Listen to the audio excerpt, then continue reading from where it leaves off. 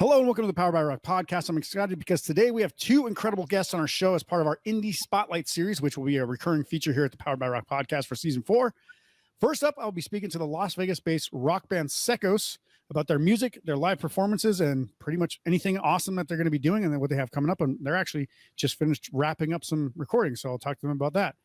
You'll also get to hear a song from them before the end of our segment. After that, I'll be speaking with AJ Wyatt of the local Las Vegas rock act Wyatt in the Ashes to talk about his new music and all this other stuff that he's got going on as well. So stick around for both awesome guests, and we'll see you right after this. Welcome to Season 4 of the Powered by Rock podcast. We'll bring you the best stories in rock music with a focus on highlighting independent rock musicians and their music from all over the world. No, rock music isn't dead. It's getting better and better. It's just time for you to start paying attention again. With that said, let's get this party started. The mountain's gonna rise and fall by me.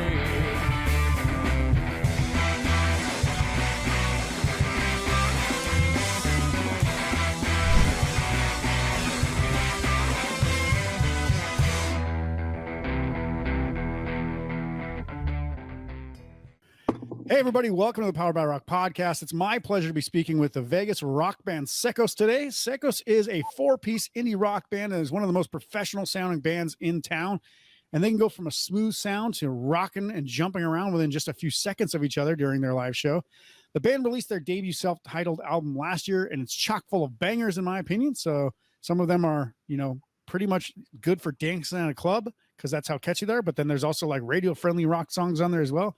All in the rock genre. It's not like you guys are pumping out like EDM music or anything like that, but I'm honored to talk to them and be able to see these guys live and listen to their music, and help obviously you guys learn more about them who are listening right now. So stick around, check out a song from them at the end of this segment. But hey guys, welcome to the show.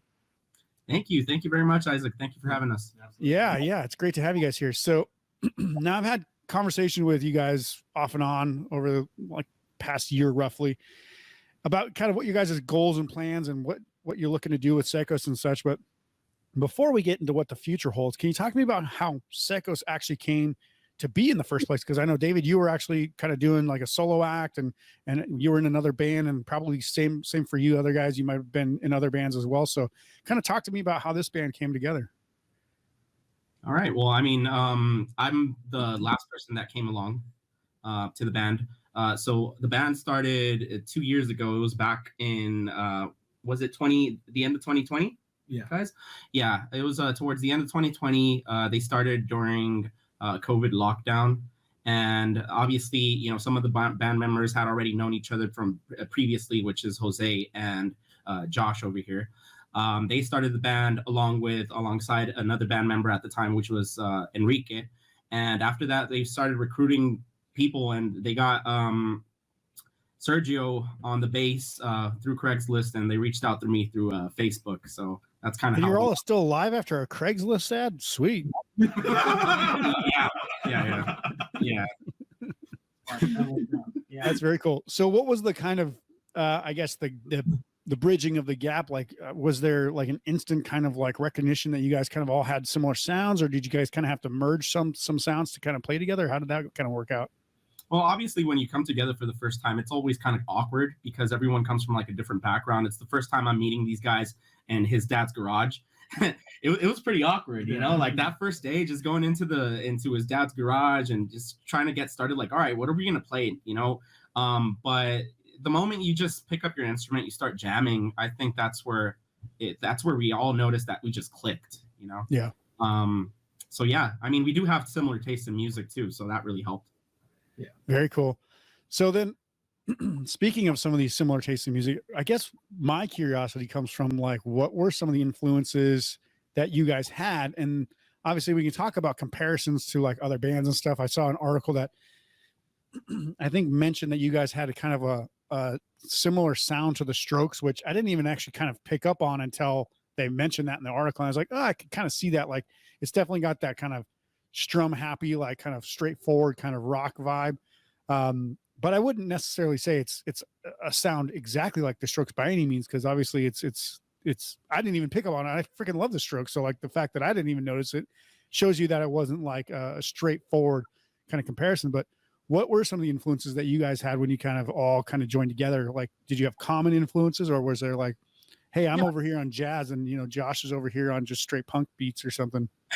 No, I think in this case, you know, we all have individual tastes in music, but some of the common ones that brought us together, you know, it's the early 2000s garage rock revival. You know, so all those bands, you know, you can mention the Strokes, you can mention Interpol, Franz Ferdinand. There's a lot of bands that came around that time that heavily influenced us in our music too. Yeah. And I think you guys were probably what, like 12 years old at the time or something. I was like 20, and I'm like, holy shit. Like when we talk about the early 2000s, I was already in college, and everybody's like, oh, I was like 9 years old. I was like, Jesus Christ, I'm old. You know, I think you're a little closer to my age than that, but yeah. Yeah. So some of those bands, obviously, that was kind of the point where it was like, you were either into like this, yeah, like you said, like the garage rock revival, or that's when it started going really deep off the other side, where it was like, emo was coming up, pop punk was kind of dying out, and then like new metal was kind of, I would say it's kind of, it was super popular, but it was also kind of on its last legs at that point, kind of early 2000s, and then everything kind of just crumbled for rock music after that. Still lives in my heart though. Yeah. Listen to it all the time. It's on my playlist all the time. So yeah. So if you guys had to say like what bands would you say kind of are comparable to your guys' sound? Because when I think about it, it's kind of more of like it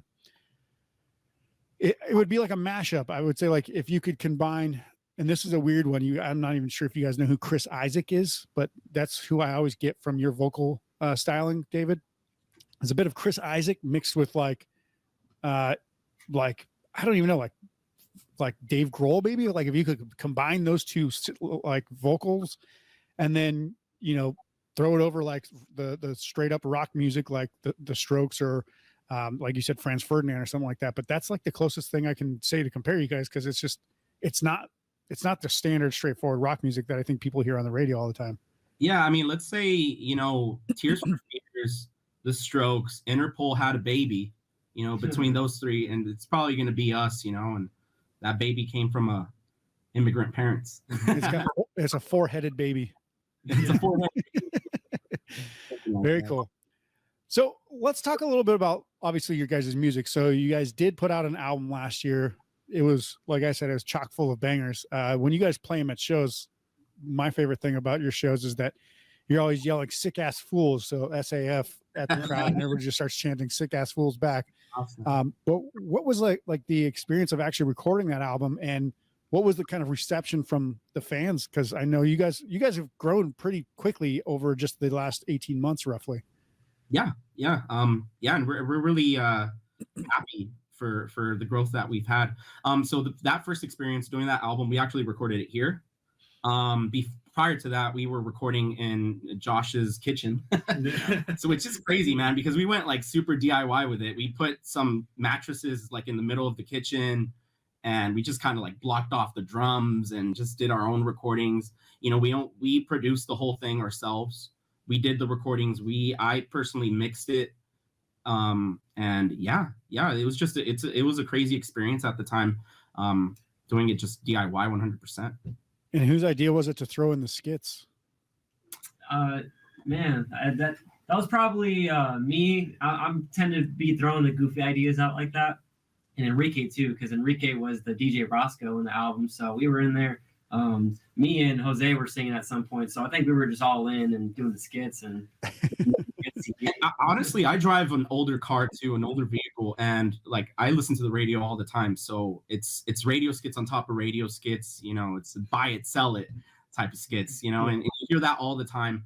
And I just felt like, all right, I don't know, let's bring that radio feeling back into this. And I think the last time I heard like a radio skit like that was on a Queens of the Stone Age album. And before that, it was like hip hop albums, right? Back in the day, like they always used to do skits, like DMX, Wyclef, all these guys threw skits into their mix. And it's not something you hear that often anymore. And I was like, actually like thrown off. I was like, wait, they're actually doing skits. This is kind of cool. So it was a pretty cool idea, in my opinion. It kind of also reminded me of Grand Theft Auto, when you turn on those little shitty radio stations. Yeah. And you know what? The playlists that they have on those games are freaking great, man. We love them. We grew up to those. Yeah, very cool. And then obviously now playing and playing live shows, you guys are like probably one of the more I would say, I don't know how you'd say, but one of the bands that kind of draw a bigger crowd than most bands out there. You kind of bring the fans. How did you guys get that fan base? Where did these people come from? Were they just like, you just showed up to a show and they were there, or like, has it grown over the last year and a half since you guys have started every show?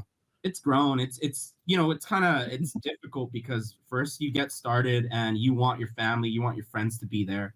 And they go and they show up support. So that nucleus, it just starts growing and growing out, expanding. And obviously at the same time, you're also playing shows to newer people that have never seen you before, and they really like the performance. They're hyped. They want to see more of it. They tell it to their friends, and it's kind of just, we wish everyone had more friends, and that's what we're doing. Yeah, I wish you had more friends. That's a subtle hint to the song. I wish you had more friends. I know. Yeah, but we're just really, really, how do we say this? Really thankful, really grateful for the reception we've had from the audience, and just how engaged they've been at our shows. They're all sick ass foos, so we're sick ass foos, and we play for them, and that's the reason why we exist. Yeah. The other thing, obviously, it's not for a lot of people who obviously listen to rock music. It's probably not very prevalent that you're going to see a group of all non-white rock musicians in one band, right? Like, it's almost impossible that you're like, there's a rock band that exists that actually makes good rock music without having like 4 generic white dudes in the band. That's weird. But like, obviously you guys are all from, like you said, immigrant parents. So like, how does that kind of tie in? Cause like, I think there's this, I think maybe that's why I think when I think of like Chris Isaak for Your Tone, it's really not Chris Isaak. It's more like Enrique Iglesias Sr. or something. It's actually kind of got more of that like old school Mexican tenor kind of vibe out of it that you just don't hear in rock music. So you almost don't equate it to a rock musician singing it, right? But it's like existed in Mexico for 50 years or more, right? Because that's just how Mexican singers always sing. But yeah, that's crazy that you mentioned that. Yeah. So kind of talk to me about how like you guys build upon that foundation of obviously having non-Caucasian roots necessarily, although some people would say you do, because obviously Spaniards are of Caucasian descent. But yeah. I mean, I think at the end of the day, we're all mixed. We're all we all have influences, and we all pull in influences universal. Music is a universal language. It's not tied to necessarily, I mean, even though it does come from certain regions, right? You have certain certain styles and certain genres that came from certain regions. I just believe that that's also part of our message too. Like, having our parents that came to this country and having so many difficulties, not being able to follow their own dreams at the time, during 70s, 80s, 90s, and us being brought up into this lifestyle here, in the US, and actually being able to have some instruments to play with, to have games to play with, and just being able to project our ideas onto music this way. I think that has been something that's resonated with a lot of people in recent times, because as time progresses, we get rid of these old standards when it comes to music and what it's tied to. And I think that's something that's really helped us progress as it goes. Well, and I mean, obviously, white people did not invent rock and roll music. It was like a huge thing from Black people in the South, from blues and jazz, and then obviously it was rock music, and then guys like Chuck Berry and stuff like that made it mainstream. And it's like, how did like suburban white kids become like the only people who started playing and listening to rock music all of a sudden? But it's like, they're not the only ones out there. It's just that's the ones that seem to keep getting signed to record labels because of obviously unfair practices, probably. But it's great to hear that the influence of so many other rock genres and other even international influences can have on bands that helped create this. I won't say it's a new sound, because it's not entirely new. It's not like you're inventing like the newest version of rock music, but it is this continuation and progression, like you're talking about, kind of like a evolution of the music going forward. So that's great to hear. Now I'm going to kind of put you guys on the spot here, because I don't know if like you guys wrote all these songs together or what, but I'm going to ask for you guys' opinion on which song of yours, obviously unreleased songs might not count yet because nobody can hear them and judge you on it. But of the songs you've released or played live, what is each one of you guys' favorite song that you guys have put out?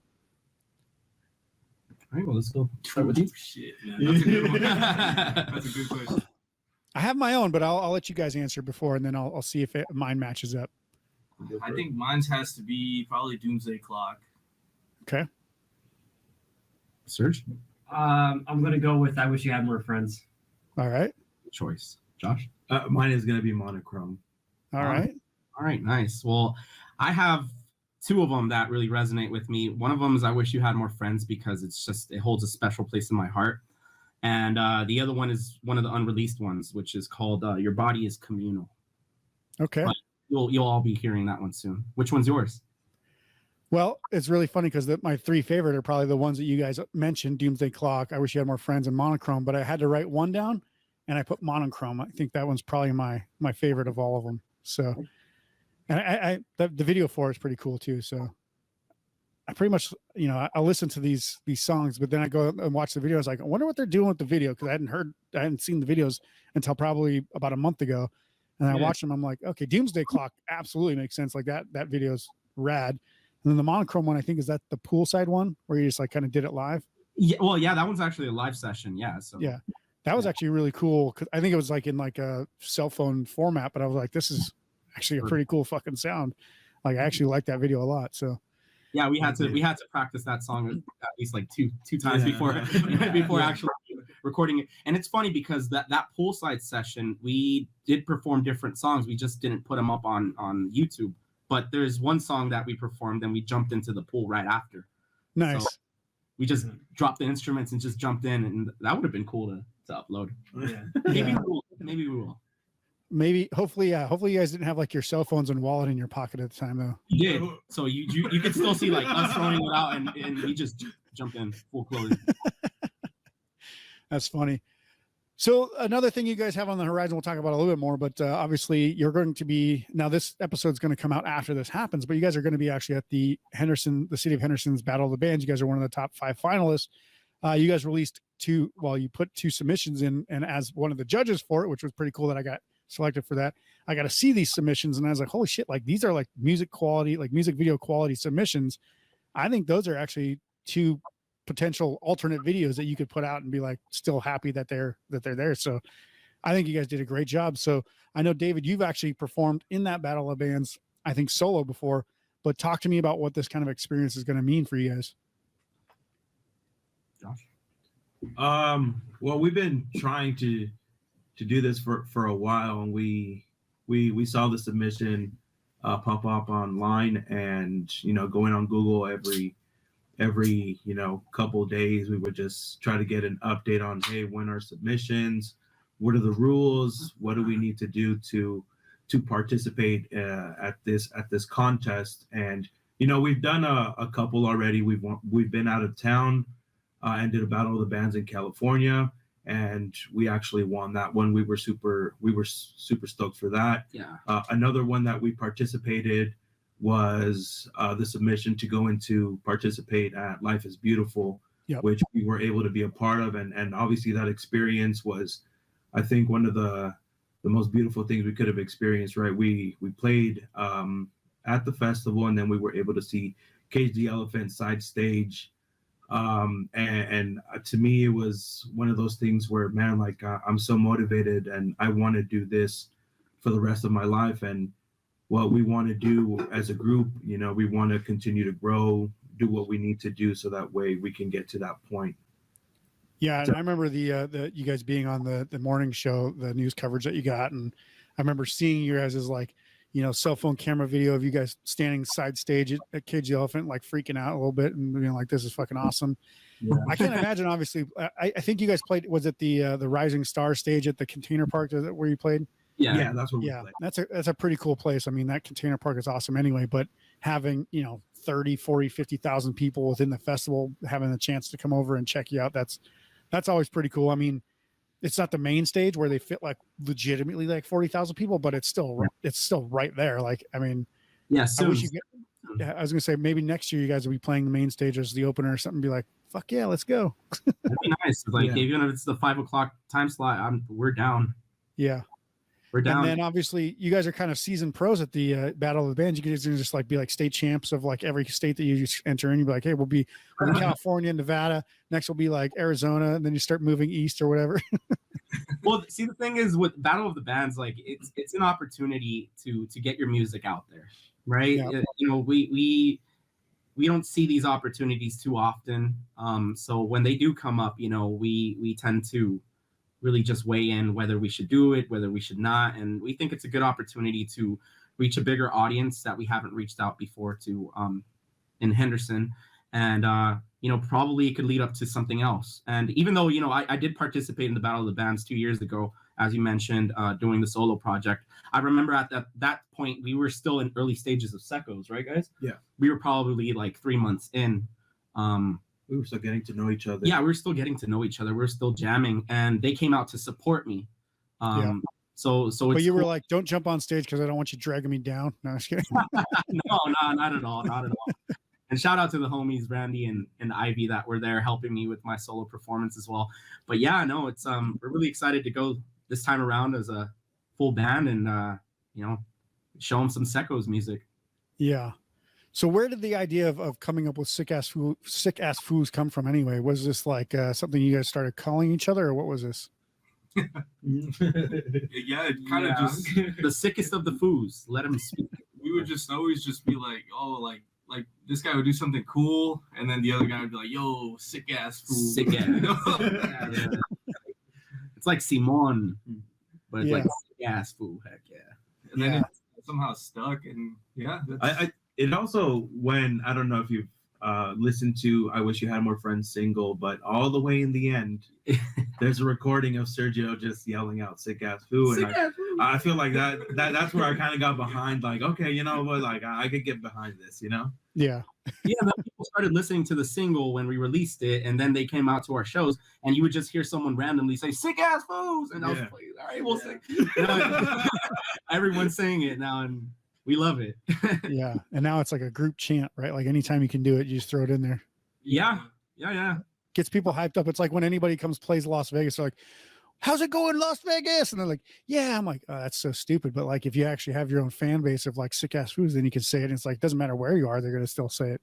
It's weird because I mean we've played here mostly, and you never really go out to a show and say, "How's it going, Las Vegas?" You know, it's kind of, you leave that for the people that come from other cities. Exactly right. Yeah. I don't know. It's just, You should do it. Just be like, see if it works out. Like, how's it going, Las Vegas? And we're like, yeah, like, awesome, bro. one time when we played it Pahrump, how's it going, Pahrump? Yeah. Yeah. So I think what I want to do real quick is I want you guys to name, maybe collectively or individually, you can each kind of give it a shout out, but what are like some of the 3 best Vegas bands other than SECOS that people should go check out? Ooh, that's a great question. There's a lot of great bands here. Yeah. I think I want you to piss at least 9 of them off, though. Go ahead. piss 9 of them off. No, there's a lot of great bands. You know, personally, I would mention Los Empties. Okay. You know, I really vibe with them. I like their raw sound. I feel like they have a lot of good raw energy. I've told them this personally several times. I don't know, just the way Christian sings too. It just comes from the guts, man. Yeah. Oh my gosh. Yeah. It's fucking, I love it.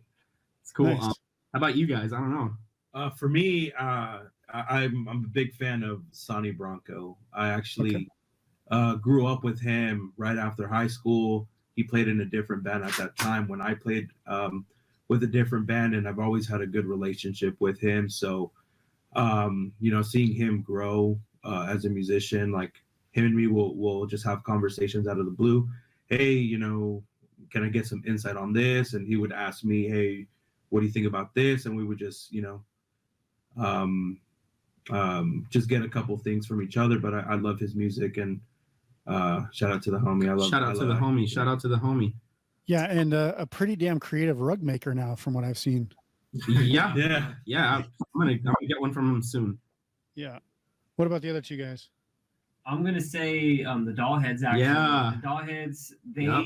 They've known us before we even formed as SECOS. Like they're OG. They're the first band that we've met actually. And we knew them They're so before. OG, and they're like not even out of high school yet. Where they were the Dollheads too. Yeah. Yeah. Isaac, do you know what they were called before the Dollheads? Probably like the Avery family or something. No. They were actually called 10 and Under. 10 and under. That's when we That's first nice. met them, and we met them in Pahrump. Wow, Yeah. that's crazy. Yeah, that would have been a long time ago. Yeah. I think I even saw you guys. Was it you guys or was it might have been Arlo who had a video of them when they're like 3 years ago, and they're like, I mean, they still look tiny back then. I was like, Jesus, like 13, 14, 12-year-olds. I'm like, now they're only like 16, 14, and well, almost 13, I guess. Austin's birthday's coming up, but I'm like, I can't believe, like, even just in the last like year, I've seen them like grow like each like a half a foot. I'm like, man, I don't grow a half a foot a year. What the hell? No, and they're just getting better and better and sounding better and better. Like, Yeah. it's crazy because they sounded good when we first met them, and that was Yeah. already a couple of years ago. And they're just sounding better. Yours? Yeah. Jose? What's yours? I took yours, right? No, Okay. actually, there's two that I like a lot. One of them being White Noise. Official Okay. thing. Those guys are really good, man. I like Oh, the yeah. raw, just Shout out to the homies. punk sound, classic sound that they have. It's really, really cool, man. Their energy is also really good up there. And then the other guys I have to mention that I really like a lot too is the Desert Island Boys. Okay. Boys, let's go. You never go wrong with some good surf music, man. Yeah. Yeah. Awesome energy. Really Yeah. great live. Yeah, and I haven't been to one of their shows yet, but every time I see one of their shows, I'm like, holy fuck, people are going nuts for these guys. Like Yeah. their fan base is insane. So I got to check them out. Like every time it's like, oh, they're coming or like they're putting on a show. I was like, that is the wrong day. I can't make that show. I'm like, damn it. Yeah. One of these days soon. And I definitely respect their music. It's actually really good. So yeah. And all the bands that you mentioned have really good music. So you guys seem to have okay taste. I guess it's pretty okay. Yeah. All right. And then last but not least, I know you have a baby coming in the summer, David. So congratulations, obviously. I don't know why you'd make such a poor life choice. I did it once and I'm never going to do it again. I say that my buddy just got a dog the other day and it's like, I'm good with like dogs like I am kids. Like I it's great to have one, but I'm never getting another one. So, Oh, man. It's Noah's Ark over here, man. I have yeah. two dogs and hopefully two babies. Yeah. Let's go. What else is coming up for SECOS? Congratulations, by the way. But what else is coming up for SECOS? Obviously, the new album, any shows that are coming up, and then I know you're gonna have to take a little bit of a paternity leave, essentially, from playing shows and stuff. Because I'll tell you, the first couple of months are insane. It's bet. rough. Yeah, I bet. So what's coming up, man? Well, we have Battle of the Bands. Battle of the Bands. The 25th, which we're excited to see the support that we're of the fans, pulling up to that event. Sun Can Fest on the 15th of April. Yep. That's a stacked lineup. Please come show up to Yep. Ferguson's. Some of those bands you also mentioned will be there as well. Yep. We also have our EP release show that'll be coming out in early May. Early May. Maybe Cinco de Mayo, maybe not. We'll see. And We also have Punk Rock Bowling, which we got invited to. Nice. So we're excited to participate in that. And then after David's break, we are going to be launching a small tour. Yeah. Small tour alongside Los Empties, hopefully early August. Nice. Looking forward to that. Are you guys playing a club show for Punk Rock Bowling, or are you guys actually playing like the festival stages? So no, it's a club show. It's an after party. We're playing, I believe, at Citrus 10. Pool. Yeah, Citrus Pool at the downtown Grand. That's right. Which is that the one with Fishbone? Is that the one you guys are on? Yes. Yeah, that's right. I remember seeing it. I was like, I can't remember which one it is, but that's pretty cool that you get to play. I mean, obviously Fishbone's kind of a lot older. Like it's even older than me. Like they've been around for a long ass time, but people love them. I'm not as like a huge fan of Fishbone, but like know of them. Like the band's fucking rad and they've been around forever. But yeah, it's gonna be a cool show. I actually have not been up to the pool at the Grand Hotel before, but I got to check it out. Yeah, I'll pretend like I'm carrying your guys' drum set. I'll just walk on in. I'll be like, whatever. I'm pretty sure you can. Yeah. I'm roadie. But yeah, very cool. Do you have any other shout outs or anything else that you want to say before we go today? Oh, wow. I'd like to give a shout out to our fans for obviously the support that they have given us these past couple of years. Having that support from our friends, from our family, obviously have gotten to where we're at now. So want to give a special shout out to the fans, and then obviously want to give our family a special shout out, physically and spiritually, for them being here for us. Yeah, we won't have enough time to name all the names because I'm sure you guys have like big ass families like my wife does. So yeah. So, thanks to our families for letting us follow our dreams. Having them give us the opportunity of picking up an instrument is what makes us happy. So obviously, we all have to thank our parents for that. Very cool. Special shout out to Dean at 11th Street for working with us and making the whole process just awesome. Yeah, he's a sick ass fool. For sure. Shout out to all the sick ass foos and Dean at 11th Street. He's a sick ass food too. Yeah, sick ass foos and fouettes. We love you all. I like it. I don't know how you spell that properly, but I'll go with it. Is there a hyphen in there somewhere? FOO-ETTE. Yeah, fouette. Yeah, it sounds cool, man. Yeah. That makes them awesome. Before we go today, I do want to play the song "I Wish You Had More Friends" from SECOS.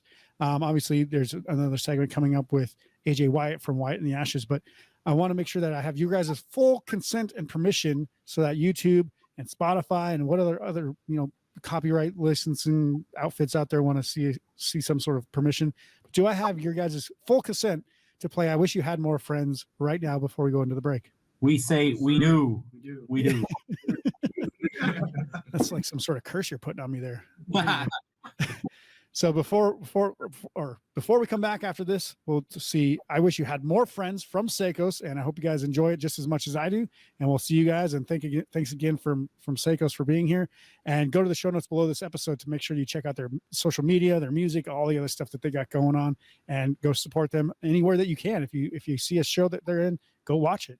And just so you guys have, obviously everything you need to know about SECOS at any given time as soon as it's ready to be pushed out. So like the new EP or anything else. And this is "I Wish You Had More Friends" from SECOS. We'll be back right after this.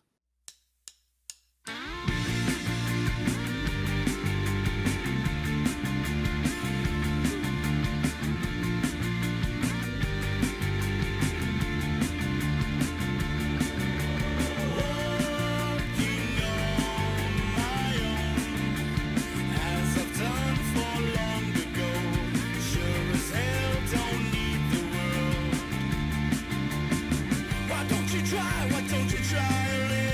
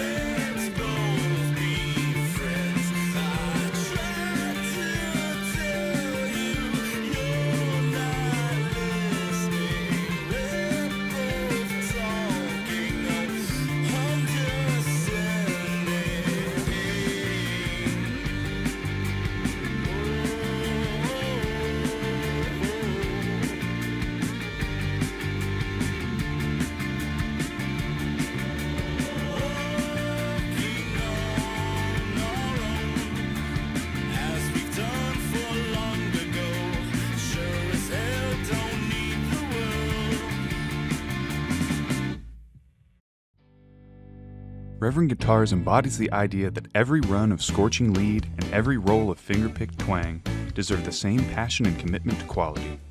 Whether you're selling out arenas or playing in your living room, we know that what makes an instrument powerful is when players wield them to create something remarkable. A melody that moves mountains, a riff that just won't quit. We want to be there in your hands when that happens. For us, that means staying true to what we believe. Somewhere along the road of electric guitar history, it became a crazy idea that guitar makers should craft guitars with the same sense of purpose and passion, whether they're played in a bedroom or an arena. If that's a wild idea, then we're in the right place, carrying 6 strings and an attitude, and we're in good company. Reverend Guitars, well played. Welcome back to the Powered by Rock podcast, everybody. I want to bring on AJ Wyatt from Wyatt and the Ashes. I first met AJ when he was playing bass guitar for another band in town. And now that I look back on it, he was actually one of the very first local musicians I had met after I started Powered by Rock. I'd played in a band years ago in town, but we didn't really play outside of our own house much. So we didn't get to meet a lot of musicians, a couple here and there, but basically it was like my conversation with you that started a bunch of other connections within the local Las Vegas community. So that's pretty cool. And obviously we've seen each other at a few shows in between then and now. And I keep saying, hey, I'm going to bring him on. I'm going to bring him on. And as obviously I'm drinking as I'm telling you this. So then the next day I forget to send you an email or whatever. But we finally came up with a plan to where I was going to say, hey, I'm going to send you an email. You send me an email back so I can keep it open. So now I get to bring AJ Wyatt from Wyatt and the Ashes out to talk about his project. So, hey, AJ, welcome to the show. What's up? Yeah, we finally did it. I'm here. Yep. It took like a year in the making, but it's, whatever. Better late than never, I suppose. Yeah. All right. So obviously you've been kind of playing in the Las Vegas local music scene for a while. Like there's been some different projects you've been involved with, but kind of talk to me about how you got into the Vegas music scene. I don't know if you actually are from here or not originally, but talk about how that then led to Wyatt and the Ashes and that project that you're currently in. Yeah, cool, man. So born and raised here in Las Vegas, very proud of the state of Nevada. When I was in high school, I did move to Florida though. And I was in a band. It was like a hardcore, like emo screamo outfit called Contest of Arms. It's on Spotify and iTunes and all that stuff too. That was like, I was screaming, kind of doing the hardcore thing, just like the front man, 5-piece type deal that was popular back then, 2005 to 08. Yeah. And after the band broke up in like 08, 09, I kind of took like a huge hiatus from music and was kind of just chasing the good old American dream, and working. Go get that paycheck. Yeah, grinding, and it was about 5 years ago I kind of hit this spot in my life where I was like, I got to make music again. I couldn't rely on that American dream anymore, really. So, I bought a Taylor acoustic and started writing. And 86 Me was actually the first song I had written for the project. Kind of started by myself, and then fast forward a couple of years, I had the full band. We're touring, doing shows, recorded the album that's out, and then COVID happened, and a whole mess of things happened where we lost members, and it was back to me again. And I kind of had this choice. It's like, okay, I could stop or wait, or I could just keep playing acoustically, even though that's not the ideal scenario for these songs. I just decided to keep going, and hopefully we'll be a full band again. But I still these future songs that are coming out, they're still full band recordings. I'm just doing a majority of the instruments. Yeah. And that kind of seems to be the case. Like when, especially as you get past the age of like 30, like all the band members kind of start to be like, well, I need actual money, so I can't just play in music or whatever. So like people that it's not that important to start falling out. And then when that happens, then it kind of snowballs into like other people who are more committed, but now less committed because there's less people involved. Right. So then it's like, well, if we're going to have to start this whole thing, I'm not going to like restart it. I don't have that time and effort. But obviously as a singer songwriter, the one that wants to put it together, the one that it's most important to, you're not going to let it die. I mean, it's like throwing away a baby or something. It's like, no way, I'm not going to let this just go. Yeah, it was really weird too. For a very long time, I didn't know how to balance being a musician and like having a normal life. It sounds weird, but I just didn't know how to do that. Like I didn't know how to be a dad and be a career-driven guy and like have all these artistic thoughts, and so I kind of put it in this box, and then as I got older, I learned how to be myself all around and not have to cater to what this person, thinks I should be, or, no more investing in like the wrong people or wrong relationships, and, showing my kids, you can still go after your dreams, and you won't make money, but yeah, you'll be broke, but it'll be fun. Well, I always tell people that, like, if it was up to me, like, and money obviously would be, it's always going to mean something. It's going to have some sort of thing, unless there's a money apocalypse where, like, everybody's gone back to bartering and services and trades and stuff. But I always say, like, I'd rather have the best stories to tell when I'm in the nursing home than have the most money in the grave, like in the cemetery. So it's one of those things, like, you can never get back the time that you spend working, and who the fuck cares about what your job was most of the time anyway, right? Like, I can't legitimately say, like, oh, I'm going to talk about my job that I had to my grandkids when I'm talking about, how cool my life was back then. No, it'll be like all the stuff I did in my regular life outside of the job. So, yeah. So obviously, now that you're kind of getting the band back together, or trying to get the band back together, what's that process looking like? Because I think I talked to you last 2 weeks ago, and you were saying, like, it's getting kind of close. Is it almost like a thing where you have the full band now? Yeah. It started with recording with Cody with, Asteroid M, and doing that. And he kind of introduced me to guys that originally were just coming over to, it was the drummer who was doing the drums, and like, nothing's set in stone, but I think that these recordings that I'm going to be kind of slowly putting out. So next month I'm releasing a new track, and then probably like a month from then you're going to get another one. But I think the guys that have been so cool to, come on and do these recordings, I think they'll probably end up being, the outfit as a whole. Nice. So is it going to be like a 4-piece then? Is that kind of the goal? I think that's what it was when. Yeah. That's the ideal. That's the ideal, 2 guitars, Yeah. Nice. For sure. So let's kind of go back, because I've been listening to the music, and it seems to have a wide range of genres, and this is what I like about what you're doing is that it's not just stuck to one specific style. You have, a little bit of like punk, you have a little bit of like outlaw rock, you have a little bit of grunge, you have like pop rock, a little emo, like there's some new metal vibes in there. So, like, what kind of things were you, like, obviously using as influence now? That's so something, like, what's the influence of your life, right? So, like, that's kind of what you're putting into the music. So something I heard a long time ago, I think it was the singer of one of my favorite bands. He said, if you have 1 or 2 major influences on your music, you're just going to sound like a shitty version of those bands. Yeah. But if you have like hundreds, thousands of influences that you gather from all over the place, then, chances are you're going to become something new. So I think that was kind of like the goal. And I do have so much love for so many different sounds. So I was like, why stick to one? In the long run, it might be harder to market, but to be honest, like, I don't care about that. I don't really plan or see, not that I wouldn't invite, like, something like taking off, but I just want to do the music that I love and that I want to hear. I basically write songs that I want to hear. Yeah. So that's what it kind of comes from. But my influences stem from, oldies, I mean, Beach Boys, the Animals, and then, work your way up, all the way to today. I try and listen to everything, really, with an open mind. Yeah. So, and you find pieces of things that you love, in everything. And, sometimes you come up with a melody or a song, you go, let me try that thing, or let me borrow that thing, I definitely try to stay original, but, you hear those things throughout your life in songs where you're just like, man, it might sound good if I do that, or, try something like that.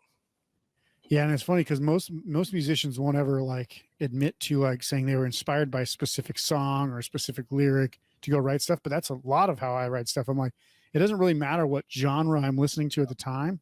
Like, it could be straight up like pop music, but I'm like, hey, that's kind of a cool concept for like, you're doing it really poorly, in my opinion. Like, your lyrics are crap, but you have this one line in there that's really cool. And if I extrapolate and make a whole story around that and make that like a different type of song, right? Like a rock song with like a different vibe, this could be really cool. Or, you hear like a melody and you're like, oh, that's a cool melody, but it could have like a shift down, like a 7th note at the end, and give it kind of like a weird kind of uneasy vibe. And then you like try that and you're like, that's actually cool. But you don't hear most people talk about like, you know, I actually was directly influenced by a specific artist or song, but it happens all the time. I guarantee it. Cause that's exactly how I sit and write a song. Cause I'm like, Yeah. I'll think of something or I'll hear something and I'll be like, oh, you know what? There's something about that. And then I'll start to scratch something down or I'll play a quick melody around it. And I'm like, oh, that's actually kind of cool. Like I'll work on that later. Is that something that you kind of do? Yeah, so I have this song called RPG. It's the first song on the album, and that song purposely gives a lot of nods to lyrics from older songs, like specifically like 50s and 60s, you know, rock and roll. It's a story about how I was arrested, you know, by a dude that I was in high school with, and he became, you know, this highway patrol officer or whatever.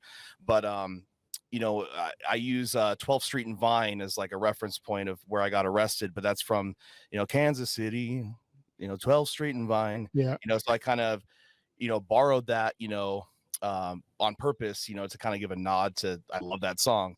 And then, you know, towards the chorus, you know, I said, it's a shitty thing we have in common, but it's one thing we've got. You know, I always liked Breakfast at Tiffany's, that song. Yeah. So I kind of, you know, I play on that, you know, and I enjoy doing that, you know, and it's not for lack of, you know, like coming up with content. I just, you know, these songs made me, so, you know, why not give the nod, you know, and throw it in there. I think it's fun. Yeah. And then know, just most to people kind of don't catch it. Most people don't catch it, but when someone does, I'm like, hey, you know, you know, and that's what kind of gets me excited too. Yeah, and the one thing about it is obviously RPG, you know, the two songs that you kind of ripped off, or I won't say ripped off, but it got inspired from are songs that are nothing like RPG, because RPG is like kind of like a straight up punk song, right? Yeah, it's definitely got that like whimsical, like pop punk feel to it. You know? Yeah. And I think that's one of the cool things is like, obviously there's a difference between homage and then, you know, what do you call it? Like plagiarism. Like you can obviously, I mean, rap does it all the time. Country music does it all the time. They talk about like songs. They'll take actual hooks from songs. They'll just do like the samples. It's because they want people to like feel like it's something they're already heard before, but also something original. Whereas like rock music, they're like, you like if you tell people you took an idea from somebody, it's like almost like a sin. It's like, no, it's like, this is supposed to be an homage. It's not plagiarism. It's not the same thing. You'll never be a one-trick pony if you're riding all the ponies. Yeah. You know what I mean? Yeah, it's a good point. Now, obviously, you had mentioned that you did release this album. I'm trying to remember what's the album titled again? Shadow Songs, and it was originally Shadow Songs and Sing-Alones instead of Sing-Alongs. But the media company that I went through to drop that album, they misspelt it or corrected that word, and I just left it. So it's Shadow Songs and Sing-Alongs. Gotcha. Yeah. So now it has more of a rhymey thing instead of like throwing you off kind of thing. Yeah. I just call it Shadow Songs. Gotcha. You know, yeah. So obviously this came out, I think it was January of 2022, right? Was it last year? I think I was slowly releasing singles throughout the last 5 years, and then like officially put it all, you know, together, and then that was like the official release of the full length, you know, which is pretty much still like an EP sized, you know, album really. Yeah. And then obviously when you recorded that, you guys, because obviously like you said, you recorded like singles and then kind of wrapped it up into the record. Was that full band every time, or was that you doing some of the like basically the other instruments? Cantina and 86 Me was pretty much full band. Okay. And then everything else I had to go in and like redo myself. On all the instruments. Yeah, that's always fun because that's what I always do. And I'm like, man, if this, like, I feel like these songs would be so much better if I had a band, because then it has like gives me more freedom to like think of cooler stuff instead of me just like going in there and laying down bass tracks for everything. Like, here's a simple track for drums, here's a simple track for bass, and then kind of like tweak it a little bit. But I'm like, I could be so much more creative on the vocals or the guitar and the lead if I had the time to do that. But it's like, whatever, I don't. So we're just going to record what I can do. Yeah, quick correction on the songs. All the drums were done by David Traster. He was the original drummer. Gotcha. Yeah, and then I went in and did like the bass and like the leads and stuff. And the one thing I hate recording myself is vocals, you know, because I always overthink it. it's just so tedious, you know, being on the computer, being on the mic and going back and forth. So so for that album, you know, I did the music tracks. I flew to Florida. My friend Chris Marrero, he helped me lay the vocals, you know, and we did it in his studio out there. We spent like 3 days, and I just, you know, lost my voice in the process, but we just hammered it out and did a quick mix and a master, and there you go. Yeah.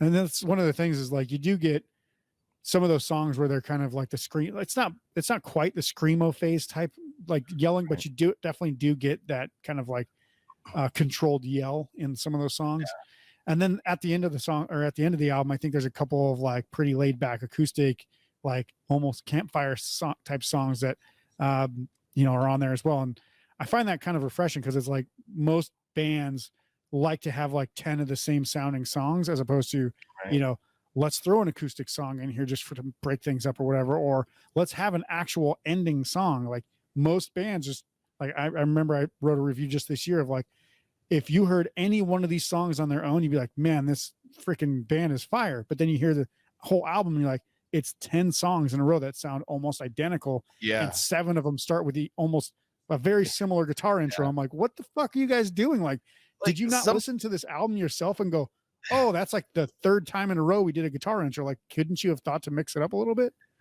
Sometimes that's a vibe, you know. There's some albums I think are pretty good, but they're very repetitive, you know. But they also keep you in that element, you know. They don't twist and turn and take you through the roller coaster that much. But like when constructing an album, I always feel like you have to think of it as like a movie, right? Exactly right. You introduce the characters, you have, you know, a climax towards the end, you have, you know, the tail end, you know, the happy ever after, you know, you kind of go on this ride. And, you know, I try to do songs like that, and then I try to do like construct an album like that. Yeah. And, you know, sometimes successful, sometimes not. You know, I think because Shadow Songs was so short, I take you maybe through too many spins each track, to where, you know, maybe you didn't get a chance to get comfortable yet before I, you know, push you into something else. But that's part of the growing process, where on the next one I can go, okay, well, I'm not going to do this again or that again, and I'm going to try this. But, you know, I just throw whatever's, you know, in the head. And well, and the good thing is that you actually think about what you're putting in, how you're laying it out, right? Like most bands are just like, I won't say most bands. A lot of bands take a lot of time to think about how they're going to lay an album out, but a lot of newer musicians don't even think about the possibility of even putting an album together. So it's just like, here's a collection of singles, if nothing else. So it's kind of the weird way to look at it now. To me, that's the most fun that I have, like, doing any of this. Like, you know, I'm not like this wicked guitar player, super shredder. I'm not like a Frank Sinatra super power voice, or, you know, I'm flat most of the time, and, you know, I do a lot of those growls and yells because I can't hit those notes, you know. So it's not singing, it's yelling with style, you know, the whole Buzz Lightyear thing kind of. But like for me, the fun is the construction, like putting it together, you know, kind of, you know, formulating those little twists and turns and trying to make a movie out of sound. You know, that's what's fun for me, because I feel like I have the most control over that, you know, where sometimes talent, you know, might lack in certain areas. You know, you try to make up for it in others. Yeah. Well, I mean, even some of the best bands in the world, I mean, I'll just use the Black Keys as an example. Dan Auerbach's a great guitar player, but if you look at Patrick over on drums, he'll be the first to admit he's not the world's greatest drummer. He just plays what needs to be played. Though.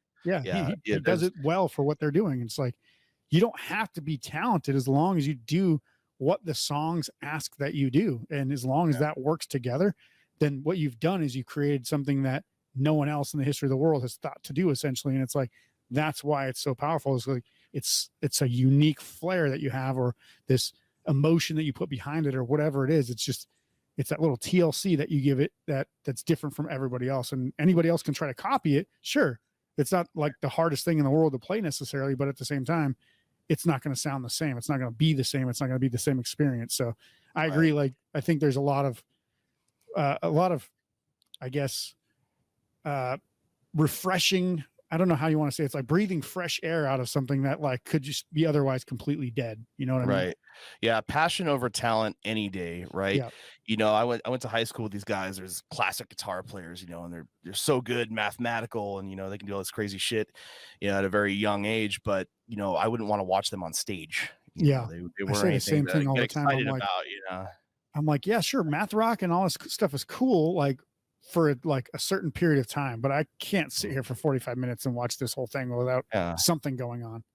And I think human error is sometimes the best element to a fully recorded finished song.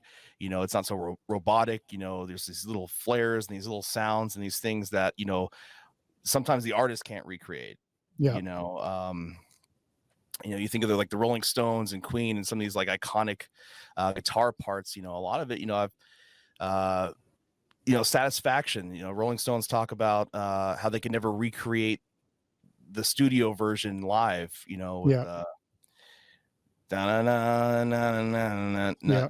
never translated.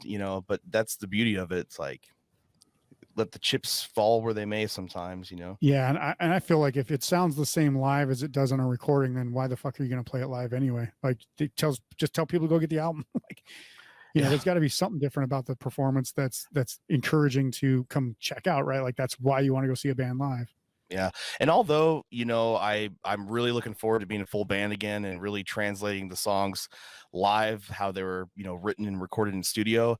Like, that is kind of the fun of doing these acoustic shows, is I can kind of change it up, like Counting Crows would always do that, right? The radio hits, they'd always play, they'd slow it down, or he'd be on piano, doing Long December, in this totally different way than you ever heard it before. And like, that's cool. Of course, I'm not well known like fucking Counting Crows, but yeah, it's still fun for me, Yeah, exactly. Well, I do want to take a quick break because I want to play the song 86 Me. And this actually, we'll come back and talk about this, but I want to make sure that it's okay to play this song first and get full permission from you, the artist who controls the license for this song, to play 86 Me by Wyatt and the Ashes. Is it okay if I play this song? Hit it.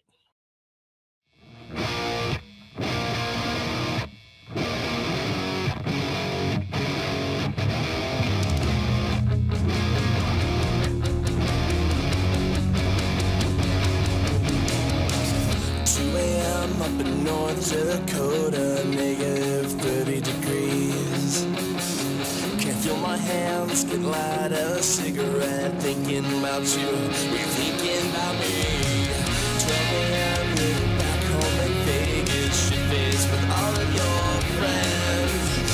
You made a toast, be discreet about the monsters until the bed ends in your sheets.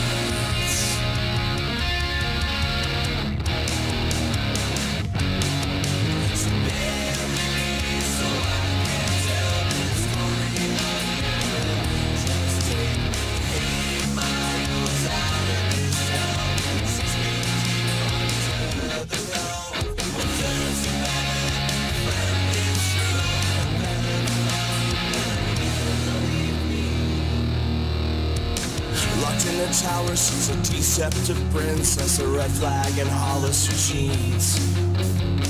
One day and night, on a white horse we'll ride, with a Molotov cocktail to throw in her window. The royal jester drove aboard and half-bad sleeves, rippling in Sailor Jerry. Nobody knew he was so good at acting. There's a part down in hell, the academy's waiting.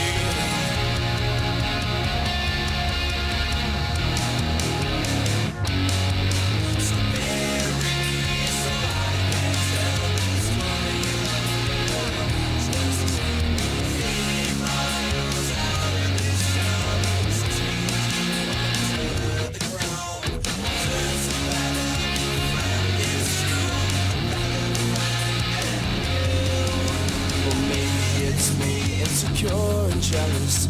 Maybe it's me who loves and zealous. Or maybe it's me, for better or worse. Just think about that when you open that door. So just take me 80 miles out of this town, 6 feet deep under the ground. Well, dirt's the better friend, it's true. Remember when you said believe me? So 86 me with some dead night. Tell my story well. We all make mistakes and kiss and tell. How the fuck do you sleep? 'Cause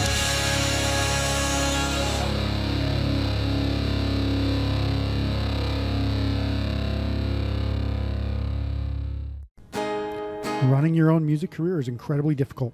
Trying to get people to like, share, comment, listen, follow, it's all just overwhelming. Most musicians give up before they ever achieve success, and that's the worst. If you're looking for a better way to grow your music career, head to DIYrockcareer.com for some absolutely free training. It costs you nothing, and it could be the difference between hitting your goals and quitting your dream. Go to DIYrockcareer.com today by clicking the link below this episode. Then I lost my way. All right, AJ, I'm back with hopefully everybody who just listened to 86 Me. I always want to say 86 and Me, and it's like it's grandparents dating site. And it's like 26 and what is that DNA one, 26? I have to drop the song now. I have to, I can't say it's stuck in my head now. You got to have the song and then put it together with an app, and then you're rich. Then you don't have to do anything anymore. Yeah. But I was saying, hopefully that everybody who's just listened to 86, now quite kind of understands the sound that we're talking about and kind of gets the motion and the uniqueness behind your music. But the one thing that actually brought my mind to this one, and the reason why I wanted to bring this one, because I think RPG might actually be my favorite song on the album, but I do love a couple of these songs, and they're obviously like the acoustic ones at the end are really good too. But I wanted to talk about this one because every time I talk to you, I mention, this one's about North Dakota, right? It mentions being stuck in North Dakota. Mm-hmm. So what's the story behind this album? Because were you actually stuck in North Dakota? Because I lived there and I grew up there, and I feel like anyone who's ever lived there also feels like they were stuck in North Dakota. So before my divorce, about 5-6 years ago, I was working as a truck driver, and I was hauling fuel and oil, and I was working on a lot of those frac sites up in Williston, North Dakota. Yep. So I would be gone 2 to 3 weeks at a time while my significant other was having the time of her life. You know what I mean? So that reference, like, I'm up here in negative 50-degree weather. I can't even light a cigarette. And, I hope you're having fun, because I'm in fucking North Dakota. So that's kind of where that part stems from. Yeah. Yeah. And that makes a lot of sense because I still have no idea why anybody lives there full time. Like if I had a choice, I technically kind of could have said, like, I want to go live with my dad because my parents were divorced. But I also didn't want to like lose all my friends and then start all over again. But it was like, North Dakota fucking sucks. There's nothing good about that state. Yeah, no. All I did was work and sleep, and freeze your ass off. Yeah, you do like an occasional Walmart trip, but you would not want to go out to a restaurant or a bar or anything. Yeah, it's kind of a crazy Wild West of a place, to be honest. Yeah, yeah, and literally Wild West. Like, people just they don't hide anything, and they also just are loud and obnoxious about pretty much everything. So it's like, sweet, cool. I don't necessarily need to be around a bunch of drunks who also want to fight all the time and then also carry firearms in their trucks. Yeah. Next thing you know, like, you fall off the face of the earth, no one knows where you're at. Exactly. That happened a lot. Yeah. All right. So now, obviously, we were talking earlier about you playing solo shows. Do you have any shows that you got coming up that you're looking forward to?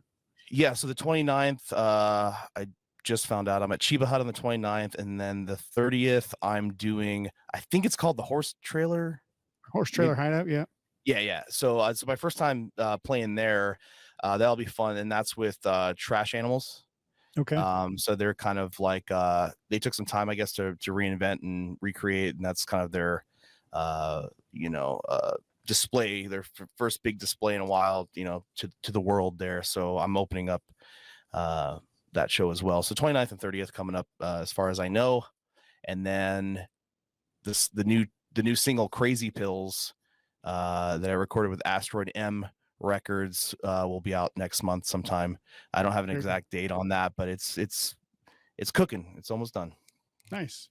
Yeah, obviously I'm not even sure exactly off the top of my head when this will air, but hopefully either way, if you like, we'll put the links to your social media and stuff. Make sure to go follow AJ and check out when he's playing, especially if you live in Las Vegas. But I want to actually ask you, just out of curiosity, it's kind of like a little spotlight question, but cool. If you had to choose 3 local Vegas bands that are active right now, is what you would say, who are your 3 top like favorite acts to watch right now? Oh boy. That's so rough, man. Cause like, I want to support everybody, Yeah. Well, I'm just going to assume that the top 3 you pick are the only 3 that you like, and the rest of the Las Vegas scene is garbage. No, of course not. I mean, like I'll say Robert Stokes, just because he's a really good friend. You know, I love his music too. Yeah. You know, but like it's always a good time when you're playing with him. You know, sometimes a band can be like really good, but you know, they're not the nicest individuals to be hanging out with, you know, so it's nice to play shows with individuals that I like. There's this new band coming out in the scene that I'm really good friends with. They're called Detective Frog. Okay. And they're just a 2-piece right now, but they got some really cool creative ideas. And you know, we became friends too over the last few months. So Detective Frog, yeah, they're cool. And I know I'm gonna get fucking some backlash on this, you know. AJ, what about, you know, I don't know. Yeah. And Trash Animals, yeah, man. I'm looking forward to playing that show on the 30th. 30th. Very cool.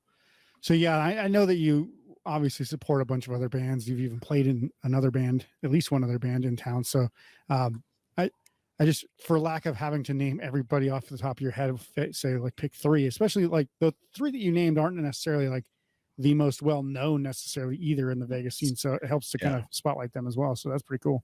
Yeah, exactly. Yeah. Awesome. And you have anything else that you want to talk about coming up in 2023? I know you talked about the singles. Are you actually building that towards an EP or an album that will be coming out in the future? After these singles, which are very RPG-ish, they're kind of the whimsical punk roller coasters. Sure. You know, pop punk roller coasters. I'm going to be doing a dark one. I'm going dark. Nice. Real moody, real dark, probably a lot more acoustic elements. So trying to like throw out some full band stuff, you know, get the energetic tracks out, and then I'm going to take a turn and go a little dark. Hit him with the what do you call it? The not the U-turn. It's something like whatever. The opposite. Yeah. That's what I'm talking about. Yeah. Very cool. Well, obviously, AJ, I want to thank you so much for coming on to say for the awesome conversation and everything. And you know, I think when I found out, like, obviously, I talked to you. This is almost like a year and a half ago or something like that for the first time listening to your music. That was even before you finished the full album. I was like, there's definitely some really cool stuff here.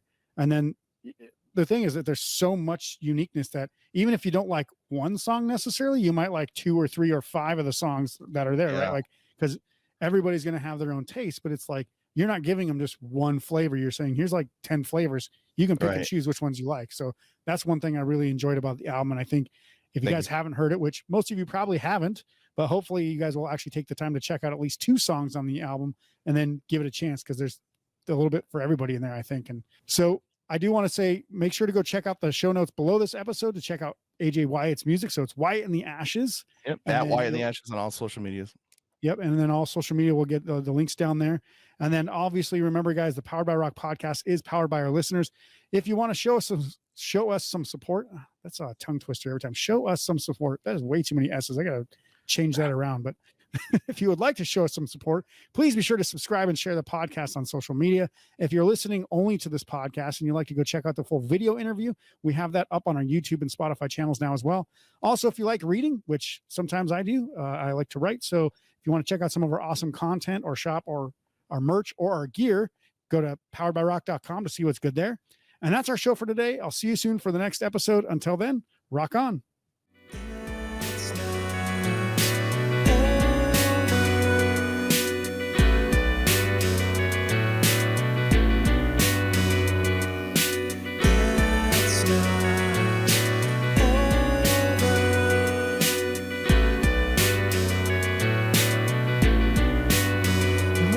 Supposed to be